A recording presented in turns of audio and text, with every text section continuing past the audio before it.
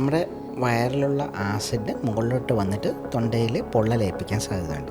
അപ്പോൾ ഫ്യൂച്ചറിൽ എവിടെയെങ്കിലും ഡോക്ടേഴ്സിന് ആ ഒരു മാറി അവിടെ നിർത്തേണ്ടി വരുമോ? ഇപ്പോൾ റോബോട്ടിക് സർജറി എന്ന് പറഞ്ഞാൽ എന്താ? ഒരു അകത്തോട്ട് പോയി റോബോട്ട് ചെയ്യുന്ന അത് ഒരു മോണിറ്റർ ചെയ്യാനൊരു ഡോക്ടർ വേണം. ഞാൻ അത് മാത്രമല്ല സർജറി ചെയ്യുന്ന ഡോക്ടർ തന്നെ. ചിലപ്പോൾ നേരത്തെ ഹൈലറോണിക് ആസിഡിൻ്റെ കേസ് പറഞ്ഞിരുന്നല്ലോ. അപ്പോൾ ഞങ്ങൾക്കൊക്കെ ഹൈലറോണിക് ആസിഡ് അറിയുന്നത് ഫേസിൽ യൂസ് ചെയ്തിട്ടുള്ള സിറമായിട്ടൊക്കെ യൂസ് ചെയ്തിട്ടുള്ള അത് തന്നെയാണോ? അതിൻ്റെ കൺസിസ്റ്റൻസി വ്യത്യാസമുണ്ട്, പ്രിപ്പറേഷൻ മാറുന്നു. ഓക്കെ, വേറെയാണ്. അതുപോലെ ഈ റിലേഷൻഷിപ്സിൽ തൈറോയ്ഡ് കാരണം പ്രശ്നങ്ങൾ, ഇപ്പം ഞാൻ നേരത്തെ പറഞ്ഞതുപോലെ തന്നെ ഈ മൂഡ് സ്വിങ്സ് എന്ന് പറയുന്ന കാര്യവും അങ്ങനെയൊക്കെ ഒരുപാട് കാര്യങ്ങൾ തൈറോയ്ഡുമായിട്ട് റിലേറ്റഡ് ആണല്ലോ. അപ്പം അതിന് റിലേഷൻഷിപ്പിനെ അത് എഫക്റ്റ് ചെയ്യുന്ന കേസസ് ഒക്കെ അഫക്റ്റ് ചെയ്യാം. അത് depends on person to person. ഇപ്പം ഞാൻ നേരത്തെ പറഞ്ഞല്ലോ, മൂഡ് സ്വിങ്സും ബാക്കി കാര്യങ്ങളും വരാം, തൈറോയിഡിൻ്റെ ഹോർമോണൽ ലെവൽ ഇംബാലൻസ് കാരണം വരാം. Same way in females premenstrual സിംറ്റംസും ബാക്കി കാര്യങ്ങളും വരുമ്പോൾ ഇത് രണ്ടും കൂടെ കോറിലേറ്റ് ചെയ്ത് വരുമ്പോഴത്തേക്ക് ചിലപ്പോൾ ചില ആൾക്കാരിൽ അത് പ്രശ്നങ്ങൾ വന്നേക്കാം. ഒരു വില്ലൻ തന്നെയാണല്ലേ. ഇനി ഞങ്ങൾക്കൊക്കെ ഈ സൗണ്ടിൻ്റെ കേസ് കൂടുതൽ അറിയുന്നത് ഓസ്ലർ എന്ന് പറഞ്ഞിട്ട് ഒരു മൂവിയിൽ ഷൈജു കുറുപ്പ് എന്തോ ഒരു എക്യുപ്മെൻറ്റ് വെച്ചിട്ടാണല്ലോ ഇങ്ങനെ സംസാരിക്കുന്നത്. അത് ശരിക്കും അങ്ങനെ ഉള്ളതാണോ അതോ മൂവിക്ക് വേണ്ടിയിട്ട് അത് കുറച്ച് എക്സാജറേറ്റഡ് ആയിട്ട് കാണിക്കുന്നത്? ആർട്ടിഫിഷ്യൽ ലാരിങ്സ് എന്ന് പറഞ്ഞൊരു സാധനം ഉണ്ട്. അതാണ് അതിൽ സിനിമയിൽ യൂസ് ചെയ്യുന്നത്. ആർട്ടിഫിഷ്യൽ ലാരിങ്സ് ഒരു മെക്കാനിക്കൽ സൗണ്ടാണ് പ്രൊഡ്യൂസ് ചെയ്യുന്നത്. അത് കൂടുതലും ഉപയോഗിക്കുന്നത് നമ്മളിപ്പോൾ ക്യാൻസർ വന്ന് നമ്മുടെ ലാരിങ്സ് മൊത്തത്തോടെ എടുത്ത് മാറ്റുന്ന ആൾക്കാരുണ്ട്. അങ്ങനെയുള്ളവർക്ക് സംസാരിക്കാൻ വേണ്ടിയാണ് അത് ഉപയോഗിക്കുന്നത്. ഇനിയിപ്പോൾ ഓസ്ലർ സിനിമയാണെങ്കിൽ സിനിമയ്ക്ക് വേണ്ടിയുള്ള എക്സാജറേഷനും ബാക്കി കാര്യങ്ങളെല്ലാം അതിനകത്തുണ്ട്. ഇപ്പോൾ അതിൽ കാണിക്കുന്നത് പോലെ ജസ്റ്റ് ഒരു കട്ട് ചെയ്തെന്ന് പറഞ്ഞു കഴിഞ്ഞാൽ ഒരു വോക്കൽ കോഡ് ഒരു നെർവ് അതിൽ കാണിക്കുന്നത് സയൻറ്റിഫിക്കലി പറഞ്ഞു കഴിഞ്ഞാൽ റിക്കലൈൻ നെർവ് കട്ട് ചെയ്യുന്നു. അത് കാരണം വരുന്ന ഒരു പ്രശ്നമാണ്. അപ്പോൾ ആ രണ്ട് സൈഡിലുള്ള നെർവ് പോയാൽ മാത്രമേ ശബ്ദം മാറ്റവും ശ്വാസം മുട്ടലുണ്ടാവുക ഇങ്ങനെയുള്ള കാര്യങ്ങൾ വരാൻ സാധ്യതയുള്ളൂ. അങ്ങനെ ഉണ്ടായാൽ തന്നെയും മൊത്തമായ ശബ്ദം പുറത്തോട്ട് വരാതിരിക്കുന്ന ഒരു കണ്ടീഷനിലോട്ട് പോവുക എന്നുള്ളത് വളരെ വളരെ റെയറാണ്. പിന്നെ ബൈലാറ്ററൽ വോക്കൽ കോഡ് പാലിസി, അതായത് രണ്ട് വോക്കൽ കോഡും പാരാലിസിസ് വന്ന് അത് രണ്ടും അബ്ഡക്റ്റഡ്, അതായത് ഇങ്ങനത്തെ പൊസിഷനിൽ ഇരുന്നാൽ അടുത്തേ വരുന്നില്ല. അങ്ങനെ ഉള്ളവർക്ക് ആർട്ടിഫിഷ്യൽ ലാരിങ്സ് യൂസ് ചെയ്യാം. പക്ഷേ യൂസ് ചെയ്യാൻ ഭയങ്കര ബുദ്ധിമുട്ടാണ്.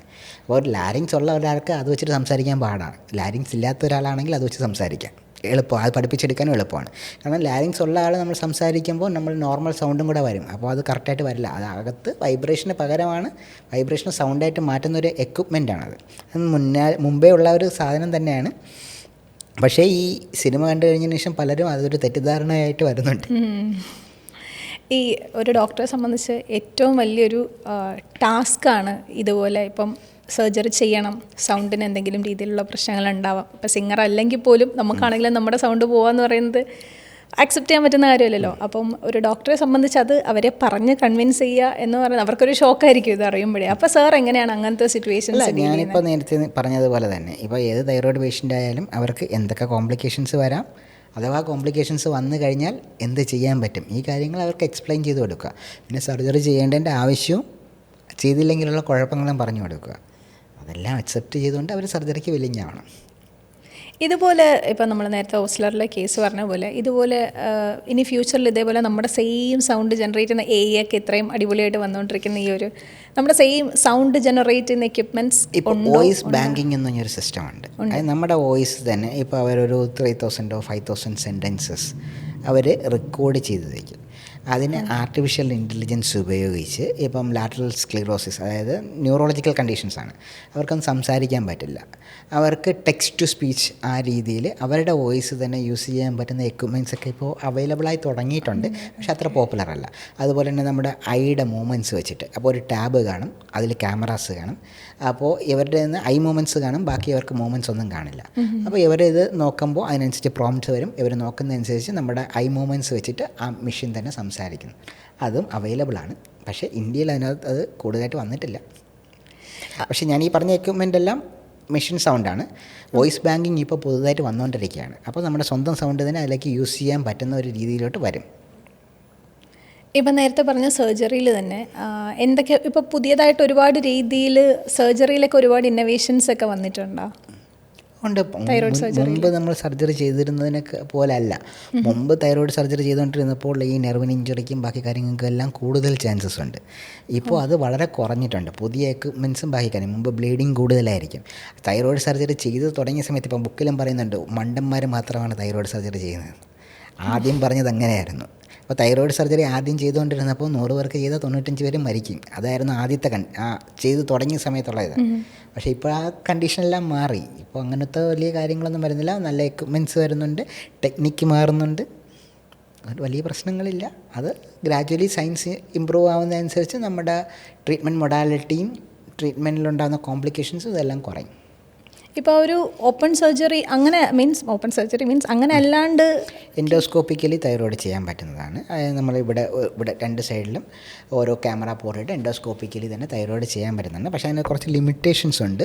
നമ്മൾ 2 സെൻറ്റി ആ സൈസും ബാക്കി വലിയ സൈസുള്ള തൈറോയ്ഡ് ഗ്ലാൻഡിനൊന്നും അത് ചെയ്യാൻ പറ്റുമെന്ന് വരില്ല. പിന്നുള്ള റോബോട്ടിക്കലി ചെയ്യാൻ പറ്റുന്നുണ്ട്. റോബോട്ടിക് സർജറി ചെയ്യുന്നത് ആക്സിലയിൽ ഇവിടെ ഇൻസിഷനായിട്ട് ആ ഇൻസിഷൻ വഴി ഇങ്ങോട്ട് ഫ്ലാപ്പ് എലിവേറ്റ് ചെയ്ത് തൈറോയ്ഡ് സർജറി ചെയ്യുന്നുണ്ട്. പക്ഷേ ഇതിനെല്ലാത്തിലും എൻ്റെ പേഴ്സണൽ ഒപ്പീനിയൻ എന്ന് പറഞ്ഞു കഴിഞ്ഞാൽ നമ്മൾ നോർമലി ചെയ്യുന്നത് ഇവിടെ എത്രയും മാത്രത്തെ ടിഷ്യൂയെ നമ്മൾ ഡിസ്റ്റർബ് ചെയ്യുന്നുള്ളൂ. ഇവിടെ ഒരു ചെറിയൊരു സ്കാർ കാണും. ആ സ്കാർ കുറച്ച് ദിവസം കഴിയുമ്പം പോകും. മറ്റേതാണെങ്കിൽ ഇപ്പോൾ ആക്സില വഴിയാണെങ്കിൽ ഇവിടെ മുതൽ ഇതുവരെയുള്ള ദൂരത്തുള്ള ടിഷ്യൂസിനെ നമ്മൾ ഡിസ്റ്റർബ് ചെയ്യുകയാണ്. നോർമൽ ടിഷ്യൂ ഡിസെക്ട് ചെയ്ത് മുകളിൽ വന്നിട്ട് തൈറോയ്ഡ് എടുക്കുന്നത്. അപ്പോൾ അതിൻ്റേതായ ഒരു മോർബിഡിറ്റി ഉണ്ട്. സ്കാർ മാത്രം അവോയ്ഡ് ചെയ്യാം. അപ്പോൾ ഒരു സ്കാർ അവോയ്ഡ് ചെയ്യുന്നതിന് വേണ്ടി ഇത്രയും കാര്യങ്ങൾ ചെയ്യുന്നത് വേണോ ഇല്ലയെന്നുള്ളത് പേഷ്യൻ്റാണ് ഡിസൈഡ് ചെയ്യേണ്ടത്. ഇപ്പോൾ നമുക്ക് ഈ സെൽ കൾച്ചർ അങ്ങനെയൊക്കെ ഒരുപാട് കാര്യങ്ങൾ അഡ്വാൻസ്ഡ് ആയിട്ടുള്ള ഒരുപാട് രീതിയിലുണ്ട്. അപ്പോൾ ഈ ലാരൻസും ആ ഒരു ന്യൂറൽ കണക്ഷനും ആ ഒരു കണക്ഷൻ ബെറ്റർ ആക്കാനായിട്ട് ഇത് യൂസ് ചെയ്യാൻ ഇപ്പോൾ ലാരിഞ്ചൽ റീഇന്നർവേഷൻ എന്ന് പറഞ്ഞ പ്രൊസീജിയറാണ്. അത് ഇന്ത്യയിൽ ഏറ്റവും കൂടുതൽ ചെയ്തിരിക്കുന്നത് ഞങ്ങളുടെ സെൻറ്ററിലാണ്. ഞങ്ങളുടെ ഡോക്ടർ ജയകുമാർ ലാരിങ്കോളജി ഗ്രൂപ്പാണ് ഏറ്റവും കൂടുതൽ ചെയ്തിരിക്കുന്നത്.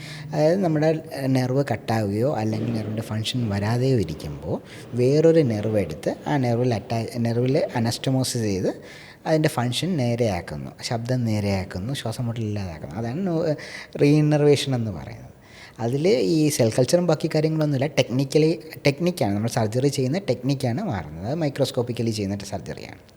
നമുക്ക് എങ്ങനെ ഇതിനെ പ്രിവെൻറ്റ് ചെയ്യാൻ പറ്റും? എന്തിനെ പ്രിവെൻറ്റ്? ഈ ഒരു അസുഖത്തിനെ നമുക്ക് എങ്ങനെ പ്രിവെൻറ്റ് ചെയ്യാൻ പറ്റും? അസുഖത്തിനെ കംപ്ലീറ്റ്ലി പ്രിവെൻറ്റ് ചെയ്യാൻ നമുക്ക് പറ്റുന്നതല്ല.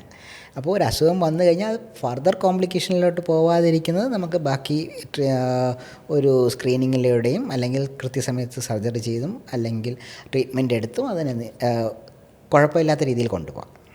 നമ്മൾ ഈ റീൽസിലൊക്കെ കുറേ കാണാറുണ്ട്, ചില ജ്യൂസസ് ഒക്കെ രാവിലെ എണീറ്റ് ഉടനെ കുടിച്ചു കഴിഞ്ഞാൽ ഒരു പരിധി വരെയൊക്കെ തൈറോയ്ഡ് നമുക്ക് റെഡ്യൂസ് ചെയ്യാൻ പറ്റും എന്നൊക്കെ.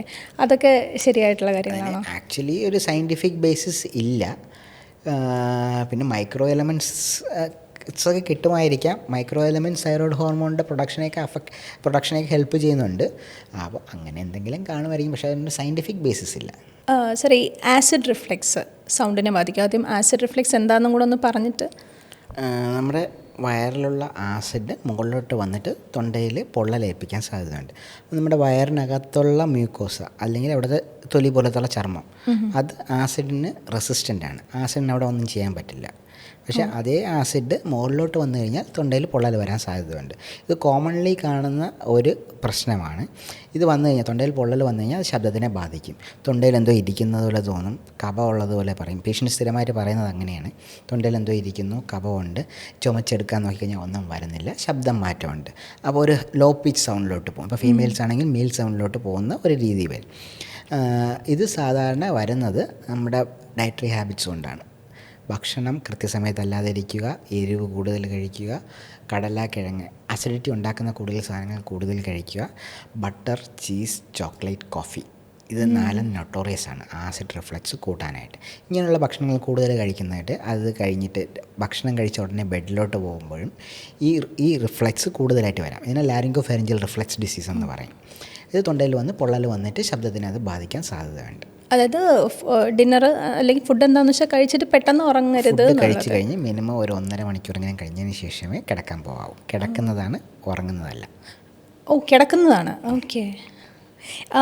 അതേപോലെ വേറെ പല സ്ഥലങ്ങളിലും വന്ന് ഞാൻ നേരത്തെ പറഞ്ഞായിരുന്നു, മേ ബി അതിൻ്റെ ഒരു സീരിയസ് കേസ് വരെ എത്താതെ സർജറി എന്ന് പറയുന്ന ഓപ്ഷൻ വേണ്ട എന്ന് വെക്കാൻ കെട്ടിയിട്ടും സർജറി എന്നുള്ള ഓപ്ഷൻ പറഞ്ഞിട്ടുള്ള കേസുകൾ ഞാൻ പേഴ്സണലി കേട്ടിട്ടുണ്ട്. അപ്പം അങ്ങനെ അത് കഴിഞ്ഞിട്ട് സാറിൻ്റെ അടുത്തേക്ക് വന്നിട്ടുള്ള പേഷ്യൻസ് ഉണ്ടോ? സെക്കൻഡ് ഒപ്പീനിയൻ അല്ലെങ്കിൽ തേർഡ് ഒപ്പീനിയൻ വരുന്നവരുണ്ട്. നമ്മുടെ ഒപ്പീനിയൻ എന്താണോ അത് പറയുക. ഒരു ഒപ്പീനിയൻ എടുക്കുന്നതാണല്ലേ ബെറ്റർ അതിലോട്ടൊക്കെ പോകുന്നതിനെക്കാട്ടിലും മുന്നേ? അത് ഓരോ പേഷ്യൻ്റ് അനുസരിച്ചായിരിക്കും. ചിലർ സെക്കൻഡ് ഒപ്പീനിയൻ വരും, ചിലർ തേർഡ് ഒപ്പീനിയൻ വരും. പിന്നെ ഡോക്ടർ ഷോപ്പിംഗ് ഉള്ളവരുണ്ട്. ഈ ഞാൻ നേരത്തെ പറഞ്ഞ പോലെ AI അത്രയും അധികം വാസ്റ്റായിട്ട് ഇങ്ങനെ ഡെവലപ്പ് ചെയ്തുകൊണ്ടിരിക്കുകയാണ്. റോബോട്ടിക് സർജറീസ് വരെ ഉണ്ടായിട്ടുണ്ട്. അപ്പോൾ ഫ്യൂച്ചറിൽ എവിടെയെങ്കിലും ഡോക്ടേഴ്സിന് ആ ഒരു മാറി അവിടെ നിർത്തേണ്ടി വരുമോ? ഇപ്പോൾ റോബോട്ടിക് സർജറി എന്ന് പറഞ്ഞാൽ എന്താ? ഒരു അകത്തോട്ട് പോയി റോബോട്ട് ചെയ്യുന്ന അത് ഒരു മോണിറ്റർ ചെയ്യാനൊരു ഡോക്ടർ വേണം. ഞാൻ അത് മാത്രമല്ല സർജറി ചെയ്യുന്ന ഡോക്ടർ തന്നെയാണ്. ഞാനൊരു ഡോക്ടേഴ്സ് കൺസോൾ ഉണ്ട്. അപ്പോൾ ഇപ്പോൾ നമ്മൾ ENT അല്ലെങ്കിൽ ഹെഡ് ആൻഡ് നെക്ക് ക്യാൻസേഴ്സിൽ വരുന്നതാണെങ്കിൽ ഡാവിഞ്ചി റോബോട്ടാണ്. അത് ഡാവിഞ്ചി എന്ന് പറഞ്ഞ റോബോട്ടാണ് നമ്മൾ യൂസ് ചെയ്യുന്നത്. അതിലൊരു കൺസോളുണ്ട്. നമ്മുടെ ഫിംഗേഴ്സ് എല്ലാം ഓരോ ഇതിനകത്ത് ഇടാൻ പറ്റും.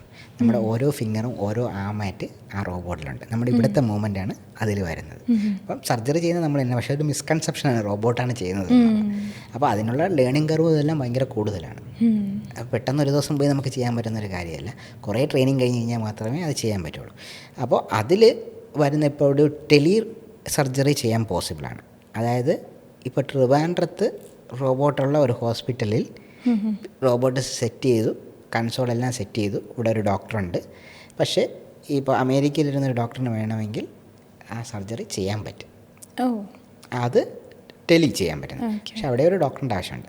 പിന്നെ എയുടെ കാര്യം നോക്കുകയാണെങ്കിൽ എയിൽ നമ്മളൊരു അതിൻ്റെ എന്താ ബേസിക് ഡേറ്റയാണ്. ഇപ്പം നമ്മളൊരു സർജറി ചെയ്യാനുള്ള ഡേറ്റ എന്ന് പറഞ്ഞാൽ നമ്മുടെ അനാട്ടമി, ബ്ലഡ് വെസൽസ് അവിടെ കൂടെ പോകുന്നു, നെർവ് അവിടെ കൂടെ പോകുന്നു, എന്തൊക്കെയാണ് നോർമൽ.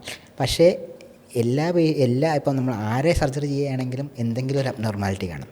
അതിനൊരു അപ്പോൾ ഇൻ്റലക്ച്വൽ സ്കില്ലില്ലാതെ അത് നമുക്ക് ചെയ്യാൻ പറ്റില്ല. പിന്നെ ഡിസിഷൻ മേക്കിംഗ് പല കാര്യങ്ങളും നമ്മൾ surgery on table decision making ആണ്. അത്രയും കോംപ്ലക്സിറ്റി AIക്ക് ഇപ്പോൾ വന്നിട്ടില്ല. പിന്നുള്ളത് ബ്ലീഡിങ് കൂടുതലോ അങ്ങനെയുള്ള കാര്യങ്ങൾ വരുമ്പോൾ അതെങ്ങനെ മാനേജ് ചെയ്യുമെന്നുള്ളതല്ല. പിന്നെ ഒരു എത്തിക്കൽ ഇഷ്യൂ. അതുകൊണ്ട് AI കംപ്ലീറ്റ്ലി സർജറി ചെയ്യുന്ന ഒരു കാര്യം practically as of now impossible ആണ്. ഇൻ ഫ്യൂച്ചറിൽ വന്നുവിടുന്നില്ല. അല്ലെങ്കിൽ നമ്മൾ എന്തിരനിലൊക്കെ പറഞ്ഞ പോലെ വിത്ത് ബ്രില്യൻസ് ഒക്കെയുള്ള അങ്ങനെ വരേണ്ടി വരും. ഇപ്പം നമ്മുടെ ഈ വീഡിയോ കണ്ടുകൊണ്ടിരിക്കുന്ന ഒരുപാട് പേര് ഇതേപോലെ തൈറോയിഡിൻ്റെ വളരെ ടെൻഷൻ അടിച്ചും ഇനി ഒരു സർജറിക്കൊക്കെ റെഡി ആയിട്ടൊക്കെ ഇരിക്കുന്ന ഒരുപാട് പേരുണ്ടായിരിക്കും. സോ അവരോട് എന്താണ് സാറിന് ഒരു മോട്ടിവേഷൻ പോലെ അവരോട് എന്താണ് പറയാനുള്ളത്? ഇപ്പം നമ്മൾ എന്തായാലും ഇപ്പോൾ തൈറോയിഡല്ല എന്ത് പ്രശ്നമായാലും അതിനൊരു സൊല്യൂഷൻ കാണും. അത് ചെയ്തില്ലെങ്കിൽ എന്ത് വരും എന്നുള്ളതാണ്. അത് നമുക്ക് തന്നെ സ്വന്തമായിട്ട് നമ്മുടെ ബുദ്ധി ഉപയോഗിച്ച് നമ്മൾ തന്നെ വെയിറ്റ് ചെയ്യുക. ഇപ്പോൾ നമ്മൾ സർജറി ചെയ്താൽ എന്തൊക്കെ വരാം, സർജറി ചെയ്തില്ലെങ്കിൽ എന്തൊക്കെ കുഴപ്പങ്ങൾ വരാം, അതിലേതാണോ താന്നിരിക്കുന്നത് ആ ഡെസിഷൻ എടുക്കുക. ഇപ്പോൾ സർജറി ചെയ്യുമ്പോൾ തന്നെ ആയാലും സർജറി ചെയ്ത് കഴിഞ്ഞാൽ കോംപ്ലിക്കേഷൻസ് വന്നു കഴിഞ്ഞാൽ എന്ത് കോംപ്ലിക്കേഷൻ ആണെങ്കിലും ഇപ്പോൾ നമ്മുടെ മെഡിക്കൽ സയൻസിൽ ഇത് വെച്ചിട്ട് അത് നമുക്ക് ഒരു പരിധി വരെ കറക്റ്റ് ചെയ്യാൻ പറ്റുന്നതാണ്. ചില കാര്യങ്ങൾ 100% ബാക്ക് ടു നോർമൽ കൊണ്ടുവരാൻ പറ്റുന്നതാണ്. അതുകൊണ്ട് എന്താണോ വേണ്ടത് റിസ്ക്കും അഡ്വാൻറ്റേജും വെയ് ചെയ്ത് ഡിസൈഡ് ചെയ്യുക. അത് എന്ത് കാര്യത്തിലായാലും, തൈറോയിഡ് സർജറിയുടെ കാര്യമല്ല, എന്ത് കാര്യത്തിലായാലും. ഇതിന് ശേഷം കംപ്ലീറ്റ്ലി ഷാറ്റേഡായി ഈ ഒരു ഡിപ്രഷൻ സ്റ്റേറ്റിലോട്ടൊക്കെ പോകുന്ന ആൾക്കാരുണ്ടാവുമല്ലോ, കുറച്ചും കൂടെ മൈൻഡ് അത്രയും, എനിക്ക് ചിലപ്പം അങ്ങനെ പറയാൻ പറ്റുമെന്ന് എനിക്കറിയില്ല. എനിക്കിപ്പോൾ റീസെൻ്റ്ലി ഒരു പേഷ്യൻ്റ് ഉണ്ടായിരുന്നു. ഒരു അമ്മൂമ്മയായിരുന്നു, ഒരു 65+ ഉണ്ടായിരുന്നതാണ്. അപ്പോൾ ഒരു തൈറോയിഡിൽ ക്യാൻസർ ആയിരുന്നു. അപ്പോൾ പുറത്ത് ഒരു ഹോസ്പിറ്റലിൽ സർജറി ചെയ്തതാണ്. സർജറി ചെയ്ത് കഴിഞ്ഞപ്പോൾ അപ്പോൾ ക്യാൻസർ ആകുമ്പോൾ 2 നെർവിനും ഇഞ്ചറി വരാനും ബാക്കി കാര്യങ്ങളെല്ലാം സാധ്യത കൂടുതലാണ്. 2 നെർവിനും ഇഞ്ചറി വന്ന് അവർക്ക് ട്രക്യോസ്റ്റമിയും ട്രക്യോസ്റ്റമി എന്ന് പറഞ്ഞാൽ കഴുത്തിലൊരു ട്യൂബ് ഇട്ടിട്ട് ട്യൂബ് വഴിയാണ് ശ്വാസം എടുക്കുന്നത്. മൂക്കിൽ കൂടെ ഒരു ട്യൂബ് ഇട്ട് ആ ട്യൂബ് വഴിയാണ് ഭക്ഷണം കൊടുത്തുകൊണ്ടിരുന്നത്. അത് രണ്ടുമായിട്ടാണ് എൻ്റെ അടുത്തോട്ട് റെഫർ ചെയ്ത് വന്നിരുന്നത്. നമുക്ക് ഒരു 2 ആഴ്ച സമയത്തിൽ മൂക്കിലുള്ള ട്യൂബ് മാറ്റാനും അത് കഴിഞ്ഞ് ഒരു സർജറിയിലൂടെ ഈ കഴുത്തിലുള്ള ട്യൂബ് നമുക്ക് ചേഞ്ച് ചെയ്യാൻ പറ്റും. അത് കഴിഞ്ഞ് പേഷ്യൻറ്റിന് സംസാരിക്കാനും ഒരു പരിധി വരെ പറ്റും, പക്ഷേ ഒരു ബ്രത്തി വോയിസ് ആയിരിക്കും. തൈറോയ്ഡ് കഴിഞ്ഞിട്ട് ഈ ട്യൂബുമായിട്ട് അങ്ങനെ ഇപ്പോഴും ട്രീറ്റ്മെൻറ്റ്സിനെ കുറിച്ച് വലിയ ഐഡിയ ഇല്ലാത്ത ഒരുപാട് പേരുണ്ട്. അപ്പം അവരോട് സാറിന് എന്താണ് പറയാനുള്ളത്? ഇപ്പോൾ നേരത്തെ ഞാൻ പറഞ്ഞതുപോലെ തൈറോയിഡക്ടമി കഴിഞ്ഞ് തൈറോയിഡ് എടുത്തു കഴിഞ്ഞിട്ട് ഓക്കൽ കോഡ് ബുദ്ധിമുട്ട് കാരണം നമുക്ക് കഴുത്തിലൊരു ട്യൂബ് ഇടുന്നതിന് ട്രക്കിയോസ്റ്റമി എന്ന പ്രൊസീജിയർ. അത് കഴിഞ്ഞ് ആ ട്യൂബുമായി തന്നെ ജീവിക്കുന്ന കുറേ ആൾക്കാരുണ്ട്. ബാക്കി ഫർദർ ട്രീറ്റ്മെൻറ്റ് ഉണ്ട് എന്നുള്ളതിനെ പറ്റി അവെയർ അല്ലാത്തവർ, അങ്ങനെയുള്ളവർക്ക് നമുക്ക് ഈ ട്യൂബ് മാറ്റാൻ പറ്റുന്നതാണ്. ഇപ്പോൾ സർജറി കഴിഞ്ഞ ഉടനെ തന്നെ ആണെങ്കിൽ വിത്തിൻ 6 months, ഞാൻ നേരത്തെ പറഞ്ഞതുപോലെ ഏത് നെർവ് ഇഞ്ചറി വന്നാലും നമ്മളൊരു 6 മാസം സമയം കൊടുക്കും അതിന് റിക്കവറി ചെയ്യാൻ. അത് കഴിഞ്ഞ് നമ്മളൊരു ഡെഫിനറ്റീവ് പ്രൊസീജിയർ ചെയ്യുള്ളൂ. അപ്പോൾ ഇപ്പോൾ സർജറി കഴിഞ്ഞ് ഉടനെ തന്നെ ശ്വാസം മുട്ടൽ വന്നു, ട്രക്കിയോസ്റ്റമി ചെയ്തു, പുറത്ത് ഇപ്പോൾ ഒരു ഹോസ്പിറ്റലിൽ ട്രക്കിയോസ്റ്റമി ചെയ്തു നമ്മളെടുത്തോട്ട് റെഫർ ചെയ്താൽ 2 ഓപ്ഷൻസാണ് നമ്മൾ ആ പേഷ്യൻസിന് കൊടുക്കുന്നത്. ഒന്നുകിൽ 6 മാസം ആ ട്രക്കിയോസ്റ്റമി തന്നെ ഇരിക്കുക. ട്രക്കിയോസ്റ്റമി ഉടനെ മാറ്റണമെങ്കിൽ നമ്മൾ എൻഡോസ്കോപ്പിക്കലി ഒരു ഓക്കൽ കോണിന് ഒരു സൈഡിലോട്ട് കെട്ടി വെച്ചിട്ട് ട്രക്കിയോസ്റ്റമി മാറ്റും. അത് 6 മാസം വരെയൊക്കെ ആ കെട്ടിരിക്കുകയുള്ളൂ. അത് കഴിയുമ്പോൾ ആ കെട്ട് പൊട്ടിപ്പോവും. അപ്പോൾ അത് കഴിഞ്ഞിട്ട് വീണ്ടും ശ്വാസം മുട്ടലുണ്ടെങ്കിൽ നമ്മൾ ലേസർ വെച്ചോ അല്ലെങ്കിൽ കോബുലേറ്റർ എന്ന് പറഞ്ഞൊരു ഇൻസ്ട്രുമെൻറ്റ് വെച്ചോ ഒരു ഓക്കൽ കോഡിൻ്റെ പുറകു വശം കട്ട് ചെയ്യുന്നൊരു സർജറി ഉണ്ട്. അപ്പോൾ സ്പേസ് ഉണ്ടാക്കി കൊടുക്കുന്നതാണ്. അത് വെച്ചിട്ട് ഈ ട്യൂബ് ഇല്ലാതെ തന്നെ അവർക്ക് ശ്വാസം എടുക്കാനും ഒരു സർവീസബിൾ വോയിസും കിട്ടും. വോയിസ് കംപ്ലീറ്റ്ലി നോർമൽ ആയിരിക്കില്ല, പക്ഷെ ഒരു ബ്രത്തി വോയിസ് ആയിരിക്കും. അപ്പോൾ ഇത് രണ്ടിൽ ഒരു സാധനം കോംപ്രമൈസ് ചെയ്യാതെ നമുക്കൊരു സർജറിയോ അല്ലെങ്കിൽ ഒരു ട്രീറ്റ്മെൻറ്റോ ചെയ്യാൻ പറ്റില്ല. അപ്പം അടുത്ത് വന്നാൽ ശബ്ദം ബെറ്റർ ആവും, ശ്വാസം മുട്ടൽ കൂടും. വികസിച്ച് വന്നാൽ ശ്വാസം മുട്ടൽ കാണില്ല, ശബ്ദം കാണില്ല. ആ സമയം ആസ്പിറേഷൻ വരാനുള്ള സാധ്യതയുണ്ട്. അപ്പോൾ ആസ്പിറേഷൻ കാരണമല്ല എങ്കിൽ നമുക്ക് 100% അതിനെ മാറ്റി ബെറ്റർ ആയിട്ടുള്ള വോയിസ് നൽകാൻ കഴിയും. എയർവേ നൽകാൻ കഴിയും. പക്ഷേ ആസ്പിറേഷനും കൂടെ ഉണ്ടെങ്കിൽ അത് ഡിപ്പെൻഡ്സ് ഓൺ ദ പേഷ്യൻസ് എങ്ങനെ വരുമെന്നുള്ളത്.